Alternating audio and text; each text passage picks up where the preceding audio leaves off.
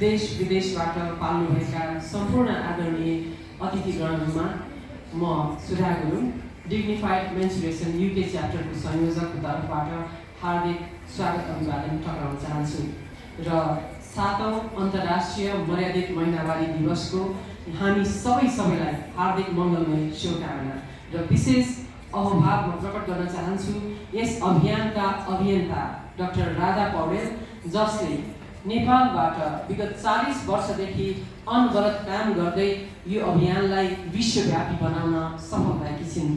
उनलाई जति नै हामीले धन्यवाद दिए पनि कमै हुन्छ। राधा जसलाई मैले 2016बाट चिनेकी हुँ, उनको पुस्तक खलगामा हमला पढेबाट म उनको फ्यान भएँ र नेपाल आएर उनलाई म बेलायतमा बस्छु अहिले र उहाँलाई भेटेँ र विगत 8-9 वर्षदेखि म उहाँसँगै छु। दिनको 18-19 घण्टा काम गर्छिन्। उनको स्वास्थ्य अवस्था पनि ठिक छैन। धेरैजनालाई थाहा नहोला, जुम्ला जाँदा उहाँ घुँडाबाट लडेर उहाँको 8-9वटा शरीरको हड्डी भाँचिएको छ।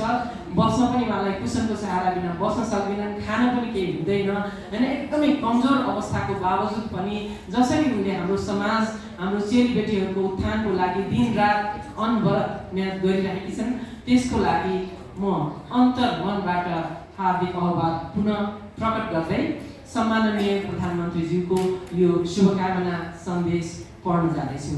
धन्यवाद।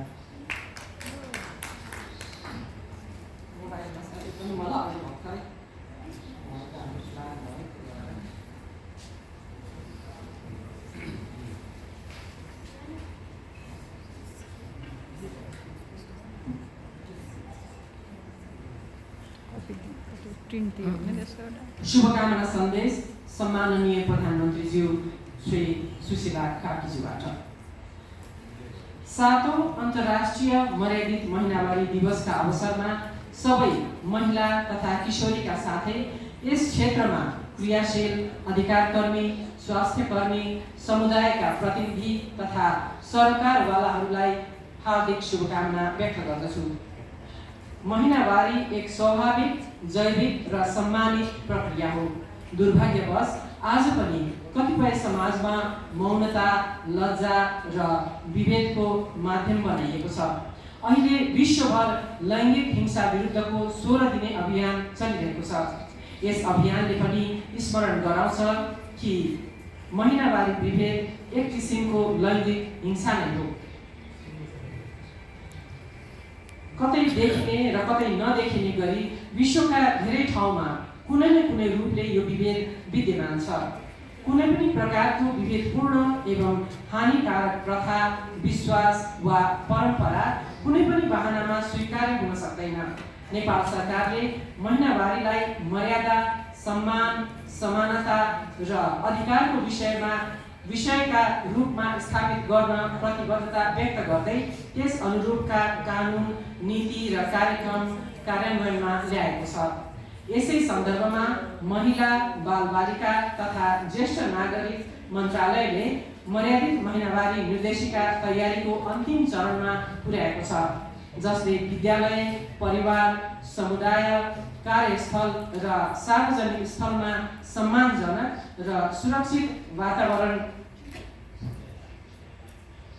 सुनिश्चित गर्न महत्त्वपूर्ण भूमिका खेल्नेछ। यसबाहेक राष्ट्रिय सभाले सर्वसम्मत रूपमा पारित गरेको मर्यादित महिनावारी सम्बन्धी सङ्कल्प प्रस्ताव नेपालको नीति दिशालाई स्पष्ट रूपमा अगाडि बढाएको ऐतिहासिक कदम हो। सरकारले यस सङ्कल्प प्रस्तावको भावना र मानव अधिकारका विश्वव्यापी मान्यता अनुसार कानुनी, नीतिगत, संरचनागत र व्यवहारगत सुधारहरूलाई तीव्र गतिमा अघि बढाउनेछ। नागरिक समाजसँगै अब राजनीतिक सङ्गठनहरूले पनि यसलाई आफ्नो मुद्दा बनाउनुपर्छ र प्रत्येक आमा, छोरी, दिदी र बहिनी आत्मसम्मान एवं मर्यादायुक्त व्यवहारका लागि लायक छ भन्ने मान्यता स्थापित गर्न लाग्नुपर्छ।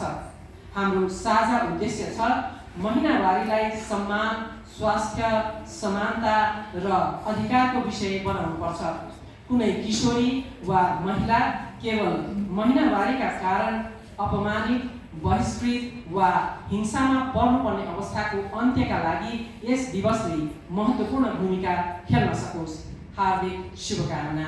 सुशीला कार्की, मिति 2082 मङ्सिर 22 गते सोमबार अर्थात् डिसेम्बर 8, जसलाई अन्तर्राष्ट्रिय मर्यादित महिनावारी दिवसको रूपमा हाम्रो पात्रोमा समेत नामाङ्कित गरिएको छ र राधा पौडेलले नेपालबाट सुरु गरेको यो अभियान विश्वव्यापी भएको छ, जसमा 60 भन्दा बढी राष्ट्रहरूले राधा पौडेल फाउन्डेसन र